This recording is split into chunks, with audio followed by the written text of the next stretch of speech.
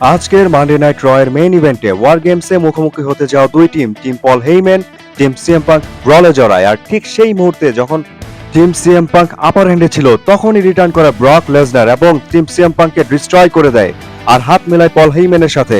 আর তখনই বেজে ওঠে ওটিসি রোমান রেঞ্জের থিম সং। ব্রক শক হয়ে যায়। রোমান রেঞ্জ রিং এ আসে। ব্রক ফাইটের জন্য তৈরি। রোমান রেঞ্জ ব্রকের সামনে যায়, চোখের দিকে তাকায়। ব্রক রোমানকে অ্যাটাক করতে যায়, কিন্তু রোমান রেঞ্জ উল্টো একটি ভয়ঙ্কর সুপারম্যান পাঞ্চ মেরে নিচে ফেলে দেয় ব্রক লেসনারকে। ব্রক লেসনার রিং থেকে নিচে নেমে যায়। নিউ ইয়র্ক পুলিশ তাকে ধরে রাখে। রোমান রেঞ্জকে রিং এর মধ্যে পুলিশ ধরে রাখে, কিন্তু সেই সুযোগে ব্রনসন রিড পেছন থেকে এসে রোমান রেঞ্জকে অ্যাটাক করে। তারপর ব্রনসন রিড টপ রূপে উঠে রোমান রেঞ্জকে সুনামি মারতে যায়, কিন্তু রোমান রেঞ্জ উল্টো তাকে সুপারম্যান পাঞ্চ মেরে নিচে ফেলে দেয়। তারপর ব্যারিকেডে পুলিশ সহ দুজন পুলিশ সহ ব্রনসন রিডকে একটি ধ্বংসাত্মক স্পেয়ার হিট করে। আর এর মাধ্যমে ওটিসি রোমান রেঞ্জ সবাইকে জানিয়ে দেয়, আমি আবারও ফিরে এসেছি রাজত্ব করতে।